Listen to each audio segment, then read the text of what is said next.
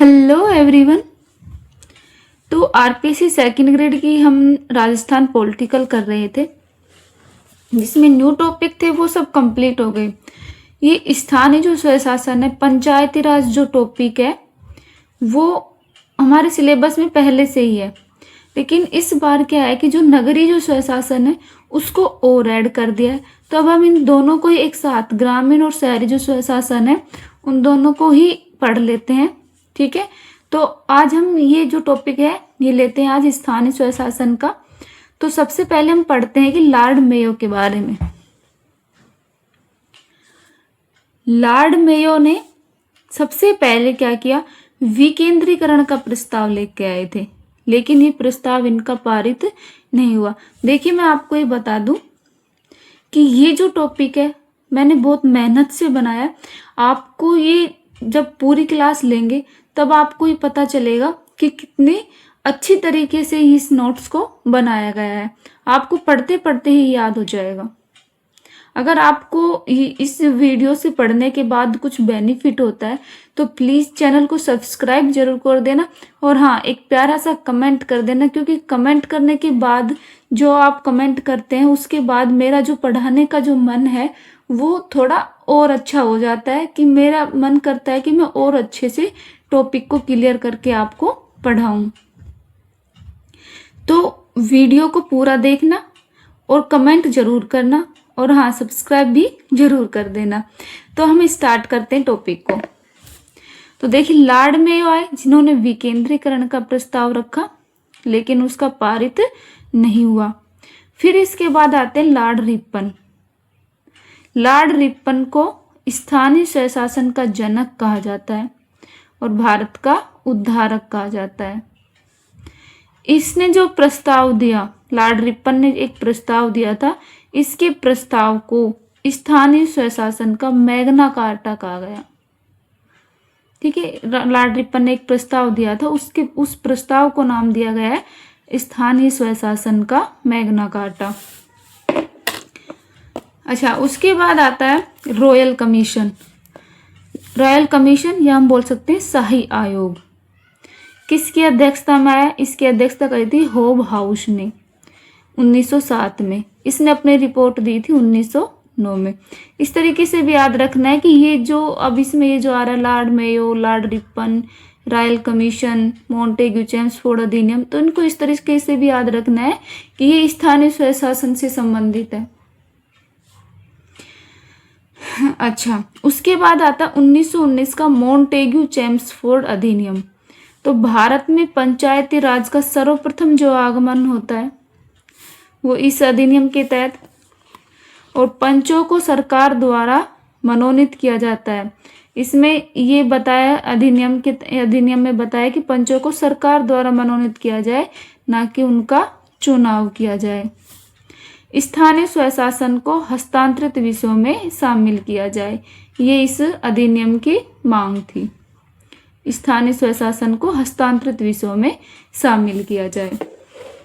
अच्छा, उसके बाद एक अधिनियम बनता है ग्राम पंचायत अधिनियम, और ये अधिनियम सबसे पहले कहाँ लागू होता है? बीकानेर में। बीकानेर में कब होता है? 1928 में। तो ग्राम पंचायत अधिनियम लागू करने वाली पहली रियासत कौन सी है? बीकानेर, 1928 में। उसके बाद जयपुर में 1938 में। ये क्रम याद रखना है, और ये भी याद रखना है यहाँ पर ये ग्राम पंचायत अधिनियम लागू हुआ बीकानेर, जयपुर, उदयपुर, सिरोही, भरतपुर, जोधपुर और करौली। तो करौली जो है वो स्वतंत्रता के पश्चात पहली मानी जाती है। 1949 में किया गया था करौली में।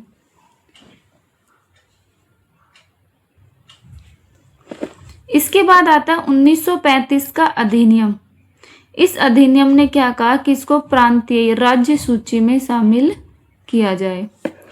ठीक है, फिर आते महात्मा गांधी। महात्मा गांधी जी ने एक बुक लिखी है, my picture of free India.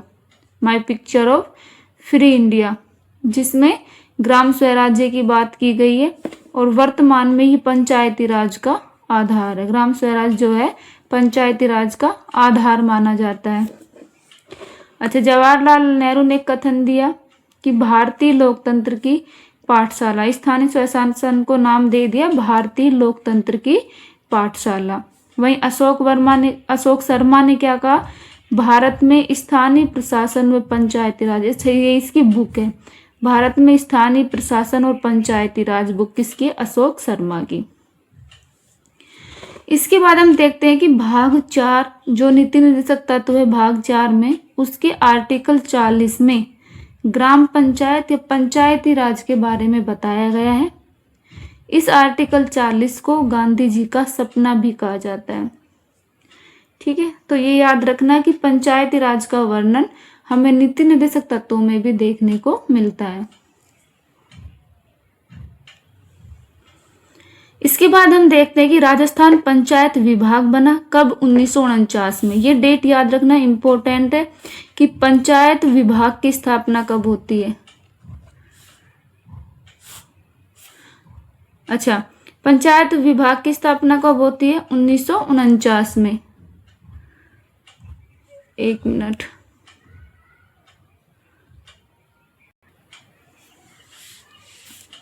अच्छा, पंचायत विभाग की स्थापना हो जाती है 1949 में और प्रथम पंचायत राज मंत्री बना दिया जाता है SK डे को। ठीक है, लेकिन याद रखना पंचायती राज जो अधिनियम बनते हैं सबसे पहले 1953 में बनते हैं और लागू होता है 1 जनवरी 1954 को। दोनों ही डेट इम्पोर्टेंट है। 1949 में पंचायत विभाग की स्थापना होती है और पंचायती राज अधिनियम सबसे पहले बनते हैं, लागू होता है 1 जनवरी 1954 को। पूरे राज्य में ग्राम पंचायत की स्थापना हो जाती है। ठीक है, उसके बाद आता है जवाहरलाल नेहरू जी। जवाहरलाल नेहरू आते हैं, इनसे पहले ही आ जाते हैं, ये पंचायत राज अधिनियम बना था। जवाहरलाल नेहरू ने 2 कार्यक्रम शुरू किए थे 52 और 53 में, सामुदायिक विकास कार्यक्रम और राष्ट्रीय प्रसार सेवा कार्यक्रम, लेकिन दोनों ही असफल रहे। असफल हो जाने के बाद एक बलवंत राय मेहता समिति आई, नेहरू के समय ही आई थी समिति, बलवंत राय मेहता समिति, और योजना आयोग के द्वारा इसका निर्माण किया गया था, योजना आयोग के द्वारा। और ये पहली समिति थी पंचायती राज की, ये पहली समिति थी बलवंत राय मेहता समिति। गठन कब होता है इसका, जनवरी 1957 को, और इसकी रिपोर्ट आती है नवंबर 1957 को।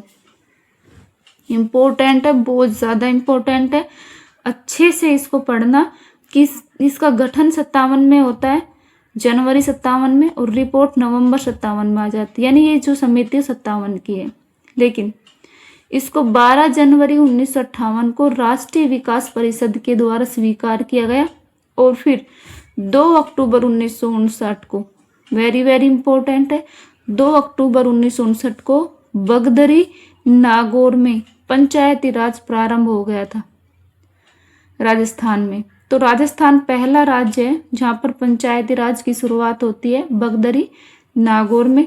और फिर 11 अक्टूबर 1959 को, 11 अक्टूबर 1959 को आंध्र प्रदेश में लागू हो जाता है, और आंध्र प्रदेश ये लागू करने वाला सेकंड राज्य होता है। बहुत बार पेपर में पूछा गया है कि पहला राज्य तो कौन सा है, राजस्थान, और दूसरा राज्य कौन सा है, आंध्र प्रदेश। अच्छा, जब भी पंचायती राज की स्थापना होती है 2 अक्टूबर 1959 को, उस समय प्रधानमंत्री कौन होते हैं, जवाहरलाल नेहरू जी, मुख्यमंत्री होते हैं मोहनलाल सुखाड़िया, और ये सेकंड पंचवर्षीय योजना के समय होता है। ये सब कौन सी पंचवर्षीय योजना, सेकंड पंचवर्षीय योजना। अच्छा, उसके बाद हम देखते हैं कि जो बलवंत राय मेहता समिति ने सुझाव क्या क्या दिए, तो ये इम्पोर्टेंट है कि इन्होंने पंचायती राज को त्रिस्तरीय बनाने की मांग की थी। त्रिस्तर, 3 स्तर पर, जिला परिषद स्तर जिसको हमने शीर्ष स्तर कहा, पंचायत समिति स्तर जिसको मध्य या खंड स्तर कहा गया, और ग्राम पंचायत स्तर जिसको निम्न स्तर कहा गया। और जो ये मध्य या खंड स्तर है, पंचायत समिति स्तर, इस पर इन्होंने अधिक बल दिया है, यानी इसको अधिक शक्तिशाली बनाने की इन्होंने सिफारिश की है। ठीक है, और जो जिला परिषद होती है वो प्रति 50,000 जनसंख्या पर होती है। प्रति 50,000 पर कितनी क्या होती है, जिला परिषद। 5,000 पर क्या रहती है, पंचायत समिति, और प्रति 1000 जनसंख्या पर क्या रहेगी, ग्राम पंचायत। इसके अलावा इन्होंने क्या सुझाव दिया, लोकतांत्रिक विकेंद्रीकरण की बात की, इंपॉर्टेंट है। जिला परिषद का अध्यक्ष कलेक्टर को बनाने की मांग की, वेरी वेरी इंपॉर्टेंट है कि जिला परिषद का जो अध्यक्ष हो कलेक्टर हो। ये बात किसने कही थी, बलवंत राय मेहता समिति ने। अच्छा, 1957 में ये समिति आई थी, बलवंत राय मेहता समिति। उसके बाद 1977 में आई अशोक मेहता समिति। तो इसके बीच का जो काल है 57 से 77 का जो काल है वो संक्रमण काल कहलाया, क्योंकि इस समय कुछ समितियां तो आई थी लेकिन कोई विशेष काम इसमें नहीं हुआ था, तो इसको नाम दे दिया संक्रमण काल। और अशोक मेहता समिति ने ही जो 1959-69 का जो काल है उसको उत्थान काल कहा है।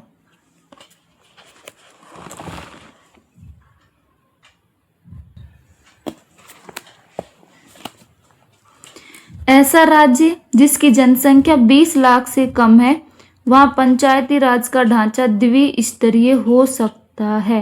यानी द्विस्तरीय, अगर 20 लाख जनसंख्या से कम है, 20 लाख से कम है जनसंख्या, तो वहां पर द्विस्तरीय भी ढांचा हो सकता है। यानी वहां पर खंड स्तर जो पंचायत समिति स्तर है, मध्य स्तर, वहां नहीं रहेगी 20 लाख से कम जनसंख्या यदि है तो। बलवंत राय जो मेहता थे उसको लोकतांत्रिक विकेंद्रीकरण का जनक कहा गया और पंचायती राज व्यवस्था का शिल्पी या वास्तुकार कहा गया।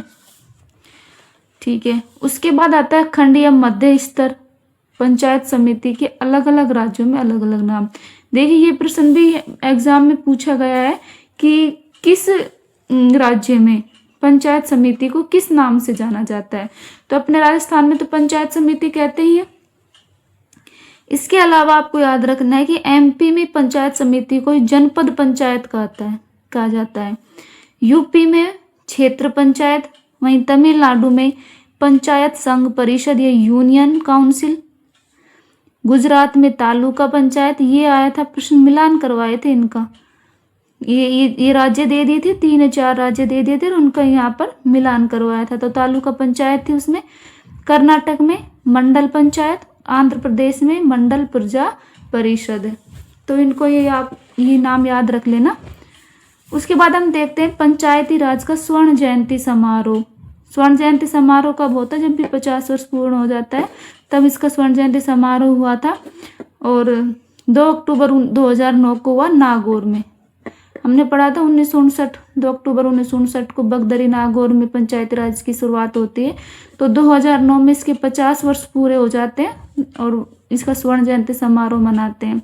सोनिया गांधी की अध्यक्षता में मनाते हैं और इस समय जयपुर में पंचायती राज खोलने की घोषणा की गई थी। 1971 में विशिष्ट योजना संगठन बना। वहीं फिर 79 में विशिष्ट योजना व एकीकृत ग्रामीण विकास विभाग बन गया।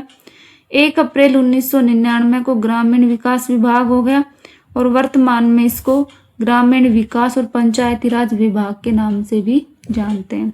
ठीक है, इस चीज को याद रखना। यहाँ ये इम्पोर्टेंट टॉपिक आ जाता है कि जिला ग्रामीण विकास अभिकरण DRDA और जिला परिषद, इन दोनों का विलय कब हुआ, इम्पोर्टेंट है। जिला ग्रामीण विकास अभिकरण जो DRD है वो खुद बना था 30 जनवरी 1999 को और इसका अध्यक्ष था जिला प्रमुख। ठीक है, लेकिन बाद में क्या होता है, 1 सितंबर 2003 को, वेरी इंपॉर्टेंट है ये, 1 सितंबर 2003 को इसका DRDA का जिला परिषद में विलय कर दिया गया और सुझाव देने वाले थे हरलाल सिंह खर्रा। ठीक है, और इन दोनों का विलय करके क्या बना दिया, ग्रामीण विकास प्रकोष्ठ। और इसका अध्यक्ष अब कौन होता है, CEO, मुख्य कार्यकारी अधिकारी इसका अध्यक्ष रहता है। ठीक है, आगे हम देखते हैं कि पंचायती राज के अब तक 11 बार चुनाव हुए हैं। कितने बार, 11 बार चुनाव हुए हैं। 1960 में जो चुनाव हुआ था वो पहला चुनाव हुआ था, फिर 65 में, 78 में, 81 में, 88 में। तो ये स्टार्टिंग के जो 5 बार जो चुनाव हुए हैं वो पंचायती राज विभाग करवाता था।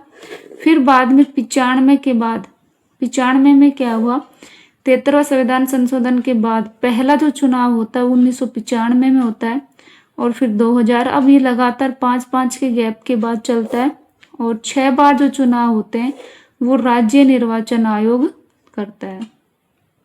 ठीक है, 1995 के बाद जो ये चुनाव होता है वो राज्य निर्वाचन आयोग करवाता है।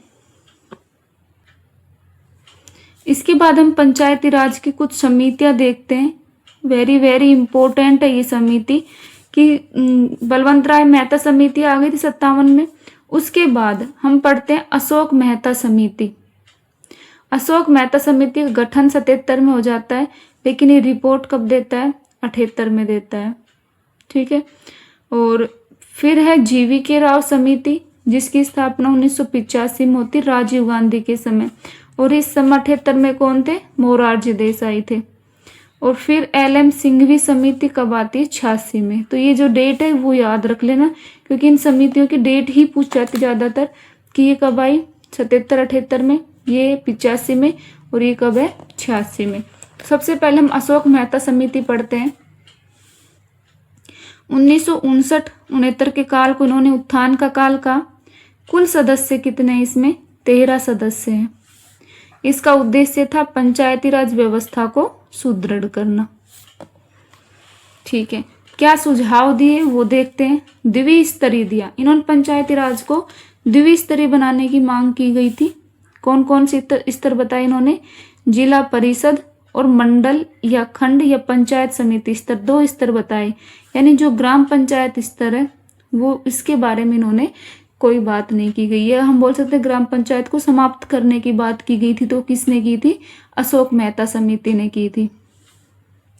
उसके बाद हम देखते हैं कि इन्होंने SC/ST के आरक्षण की बात की गई, और इनको जो आरक्षण दिया जाएगा वो जनसंख्या के अनुपात में दिया जाएगा। पंचायती राज संस्थाओं को संवैधानिक दर्जा देने की बात की। राजनीतिक दलों को भागीदार बनाए जाने की बात की। कार्यकाल इन्होंने 4 वर्ष करने की सिफारिश की। और न्याय पंचायतों का गठन 7 करारों, और न्याय पंचायतों का गठन, और अगला पॉइंट है ये करारोपण की शक्ति। तो इन सब की इन्होंने मांग की थी, सुझाव दिया था। इस समय फिर जनता पार्टी भंग हो जाती है, और फिर इसकी सिफारिश लागू नहीं होती है। ठीक है, उसके बाद हम पढ़ते हैं जीवीके राव समिति। पंचायती राज संस्था को बिना जड़ की घास का, किसने, जीवीके राव समिति ने कहा, बिना जड़ की घास। और इसको हम कार्ड समिति के नाम से भी जानते हैं। उद्देश्य इसका क्या था, निर्धनता उन्मूलन और ग्रामीण विकास। क्या सुझाव दिए इन्होंने, इन्होंने 4 स्तरीय की मांग की थी। वही कौन कौन से, ग्राम स्तर, मंडल पंचायत समिति, जिला परिषद और राज्य परिषद। 4 स्तर की मांग कर दी इन्होंने।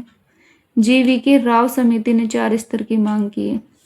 जिला परिषद पर सर्वाधिक जोर दिया है, और जिला विकास आयुक्त का पद बनाने की, ये इंपॉर्टेंट है, जिला विकास आयुक्त का पद बनाने की मांग किसने की है, जीवीके राव समिति ने, जिला परिषद के CEO के रूप में। अच्छा, SC/ST पिछड़ा वर्ग को तो आरक्षण है ही, साथ में इन्होंने महिला के आरक्षण की भी बात कर दी। और कार्यकाल कितना करने की रखी इन्होंने, 5 वर्ष। ठीक है, फिर उसके बाद आती LM सिंघवी समिति।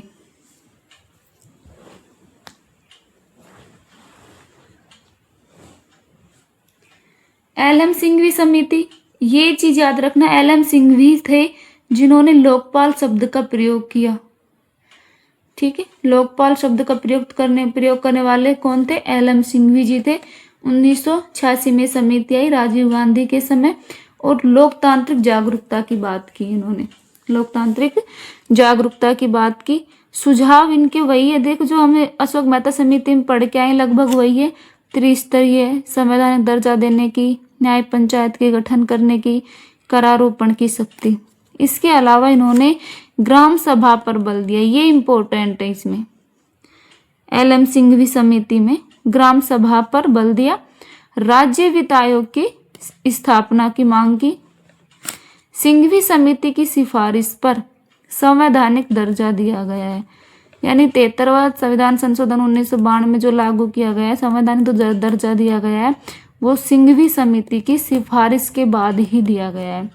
अच्छा, इस सिंघवी समिति ने ही प्रवासी भारतीय दिवस मनाने की सिफारिश की थी। प्रवासी भारतीय दिवस मनाने की सिफारिश की थी।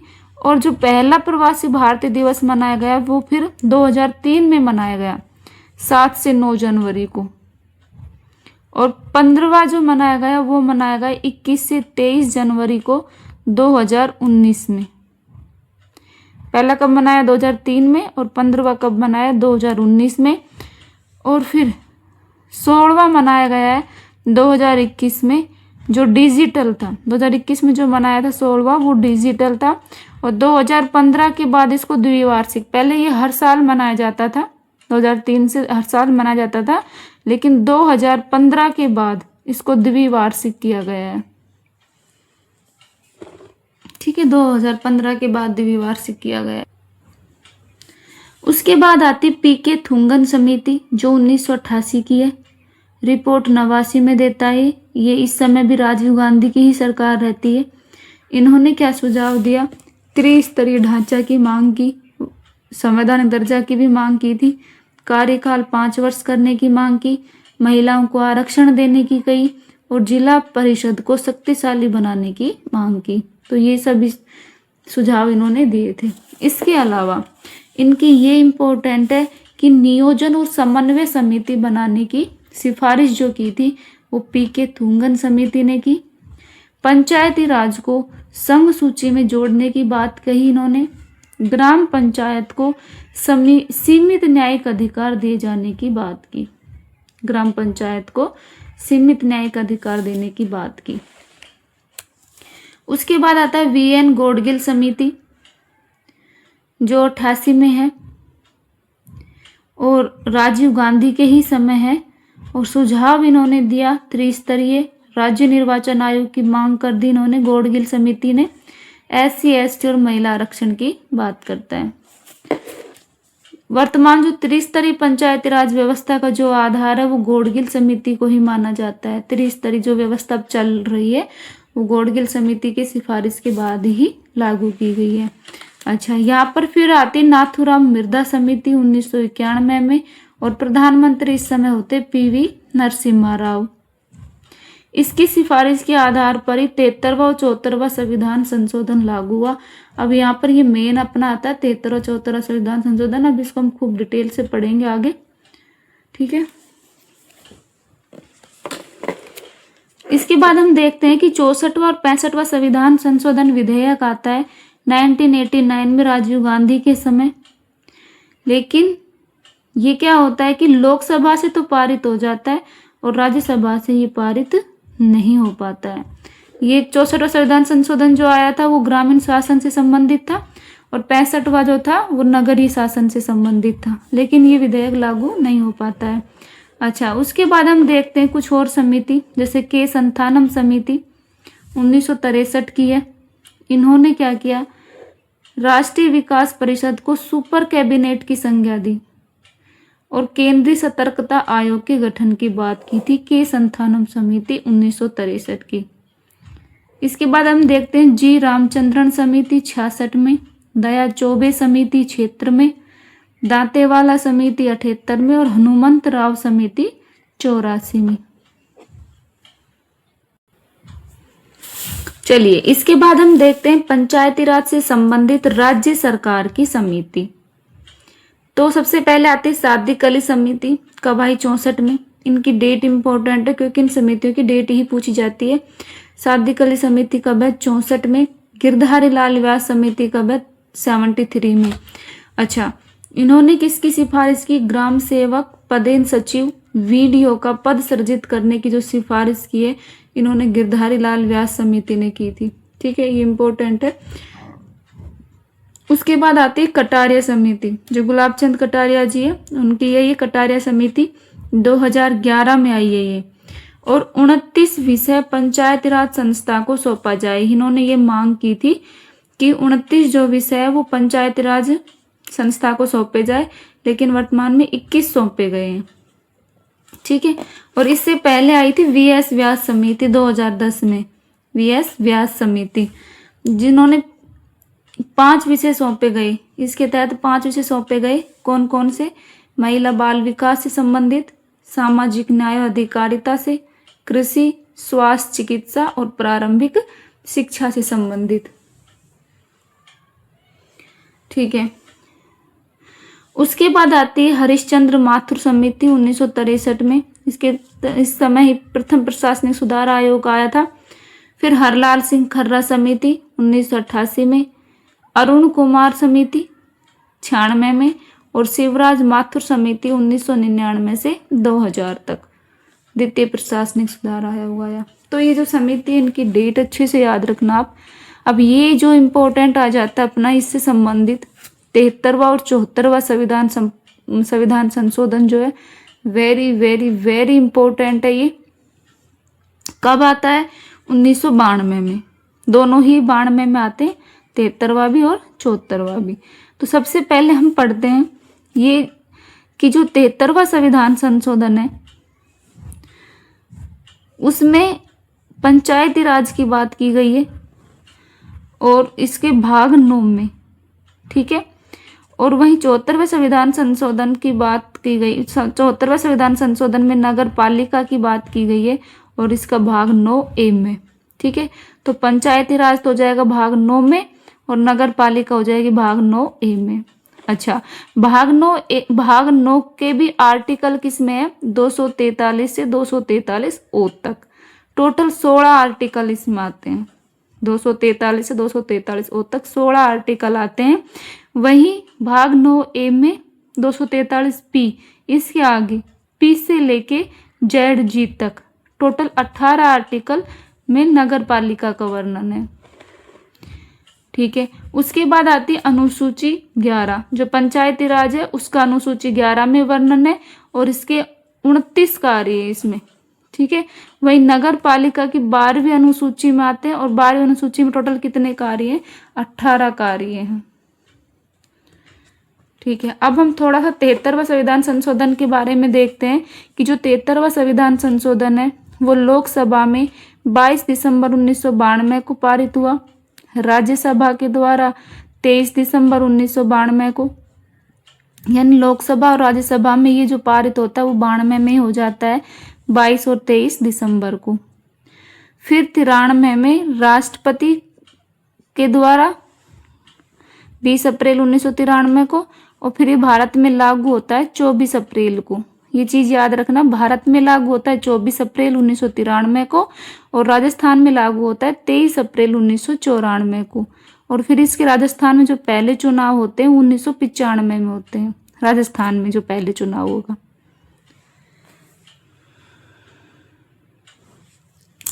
अच्छा, इस समय जब ये पंचायती राज के चुनाव हुए थे, 73वां संविधान संशोधन लागू हुआ था, उस समय प्रधानमंत्री थे PV नरसिम्हा राव जी और राष्ट्रपति थे शंकर दयाल शर्मा।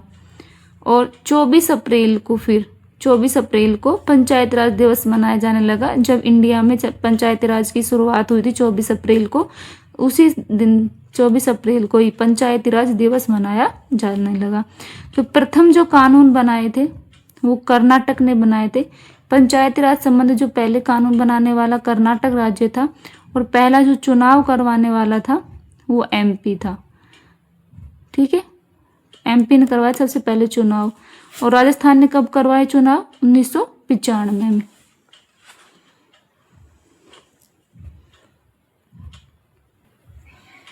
इसके बाद हम देखते हैं कि राजस्थान पंचायती राज अधिनियम कब बना और नियम कब बने। तो अधिनियम तो बना था 1994 में और नियम कब बने? 96 में। इंपॉर्टेंट है, अच्छे से याद रखना।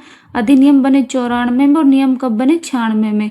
और चुनाव कब करवाए थे? 95 में। ये पहले हम बता दिए हैं। ठीक है। तो राजस्थान पंचायती राज अधिनियम की जो धारा 89, उसमें ग्राम सेवक के स्थान पर वीडियो नाम प्रतिस्थापित किएगा। वीडियो ग्राम विकास अधिकारी, पहले ग्राम सेवक कहा जाता था, फिर इसकी धारा 89 के बाद इसको वीडियो ग्राम विकास अधिकारी कहा जाने लगा। ठीक है। तो अधिनियम आए 94 में और नियम आए 96 में और चुनाव हुए 95 में। याद रखना। अच्छा, उसके बाद आता है पैसा एक्ट। इम्पोर्टेंट है, बहुत ज़्यादा इम्पोर्टेंट है। सेकंड ग्रेड के हिसाब से इसमें से प्रश्न आते हैं। इम्पोर्टेंट टॉपिक है पैसा एक्ट। भूरिया समिति के द्वारा लागू किया गया था ये एक्ट। अब ये जरूरी नहीं है एग्जाम में ये ऐसे लिखा है पैसा एक्ट, उसमें ये लाइन लिखी आएगी कि अनुसूचित क्षेत्रों पर पंचायतों का विस्तार। अनुसूचित क्षेत्रों पर पंचायतों का विस्तार का गठन कब किया गया? तो ये क्या है? Panchayat extension to schedule areas, PESA act. ठीक है, गठन कब किया गया? 24 दिसंबर 1996 में। ये प्रश्न पूछा जा चुका है। गठन 1996 में, 2-3 ऑप्शन में 96 था, यहाँ पर कंफ्यूजन किया गया था, तो दिसंबर को याद रखना। 24 दिसंबर 1996 को इसके का गठन किया गया। अच्छा, अध्यक्ष कौन थे? दिलीप सिंह भूरिया। कौन थे? दिलीप सिंह भूरिया। अनुसूचित क्षेत्र में ग्राम सभा का गठन, 1 वर्ष में 4 ग्राम सभा की जाएगी। ठीक है, और 3-3 माह के अंतराल पर की जाएगी। ये जो पैसा एक्ट लागू हुआ था वो 10 राज्यों में लागू हुआ था। इम्पोर्टेंट है, 10 राज्यों में, और ये जो 10 राज्य है इनका वर्णन अनुसूची 5 में है। तो ये अनुसूची 5 के 10 राज्यों में ये लागू हुआ पैसा एक्ट। एक एक लाइन इम्पोर्टेंट है। दिलीप सिंह भूरिया जी, इनका भी प्रश्न आ चुका है। दिलीप सिंह भूरिया इनके अध्यक्ष थे। गठन 96 में, दिसंबर 96 में हुआ। अनुसूची 5 थी और राज्य 10 थे। अब ये 10 राज्य कौन से हैं? यहाँ से भी प्रश्न आता है कि कौन कौन से 10 राज्य हैं जहाँ पर पैसा एक्ट लागू हुआ। तो देखिए, इसकी एक ट्रिक है। ये ट्रिक मैंने खुद नहीं बनाई है, ये जो लक्ष्य क्लासेस जो की कोचिंग है उन सर ने ये ट्रिक बनाई हुई थी, वहीं से मैंने ये ट्रिक ली है। हम तेरी छत के मध्य अंधे ओझा बनकर घूमे। हम तेरी छत के मध्य अंधे ओझा बनकर घूमे। इसमें ये 10 राज्य आ जाते हैं। एक शुरू में थोड़ी सी ट्रिक ऐसी लगेगी, लेकिन आप इसको 2-3 बार पढ़ेंगे तो ये ट्रिक बिल्कुल आसान रह जाएगी। तो हम में क्या हो रहा है मतलब हिमाचल प्रदेश और मैं मतलब महाराष्ट्र। तेरी में तय मतलब तेलंगाना, रे मतलब राजस्थान। छत से छत्तीसगढ़, मध्य से मध्य प्रदेश, अंधे से आंध्र प्रदेश, ओडिशा, झारखंड, और ये इसका कुछ नहीं है, घूमे में गुजरात। ठीक है। अच्छा,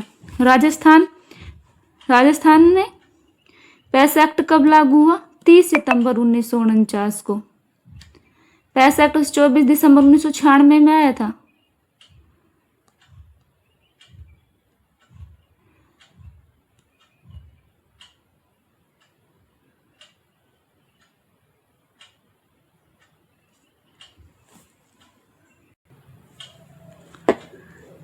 ये डेट थोड़ी गलत लग रही है, 30 सितंबर 1949 को। इसे अभी याद मत रखना, इसको मैं चेक करके फिर आपको अगली वीडियो में बताती हूँ कि इसमें ये क्या आएगा। अच्छा, तो अब इसमें ये याद रखना कि जो 10 राज्यों में ये लागू हुआ था उसमें राजस्थान के कितने जिलों में ये लागू हुआ है पैसा एक्ट? सिरोही में, उदयपुर में, डूंगरपुर, बांसवाड़ा, प्रतापगढ़, चित्तौड़गढ़, पाली और राजसमंद। पत्थलगढ़ी क्या है?